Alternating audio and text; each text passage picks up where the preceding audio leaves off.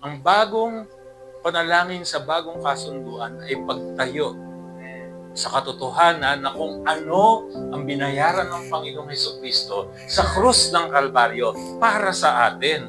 Nagpe-pray ka, pagpalain, sabi mo sa Diyos, pagpalain ka, kumakamot si Lord.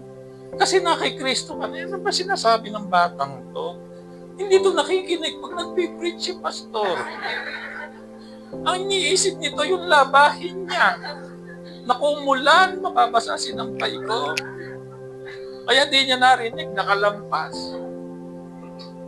Ano kaya sinasabi mo? Na kay Kristo siya, ba't humingi pa ng pagpapala?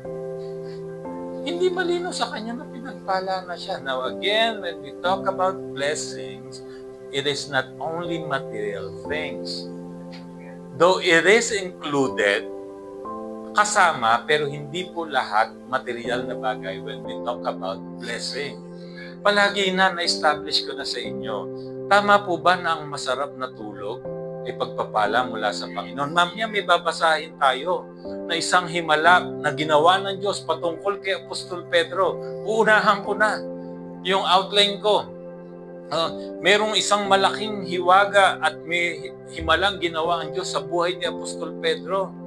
Nasa loob siya ng bilangguan.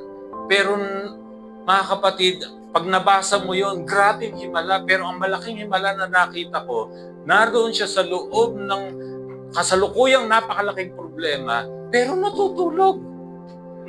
Natutulog. Hindi po ba ang tulog ay napakalaking pagpapala sa Panginoon? Huwag lang po kayo sa church matutulog. Pag nasa bahay kayo, tulog pa more. Amen? Amen. Huwag lang po sa church. Pag nasa bahay po, pagpapala po ang tulog. Kaya mong bilhin, sabi nga ng old adage, ng matandang kasabihan, kaya mong bilhin ang mamahaling kutsyon at kama, pero hindi mo kayang bilhin ang masarap na tulog. Tama mga kapatid? Kahit na gaano kamahal yung kama mo, kung ikaw ay punong-puno ng kabalisahan sa buhay, tas umaga na dilat pa ang mata mo. Gusto mong matulog, di ka makatulog dahil sa dami ng iniintindi mo. Di ko alam kung ano iniintindi mo kasi ang sarap ng mamahalin yung kama mo. Ibig sabihin, medyo may kaya-kaya ka sa buhay.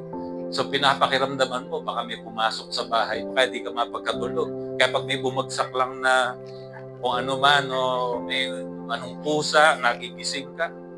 Pero alam mo, yung tulog talaga na galing sa Panginoon. Kasi sabi ng awit, binibigyan niya ng masarap na tulog ang kanyang anak.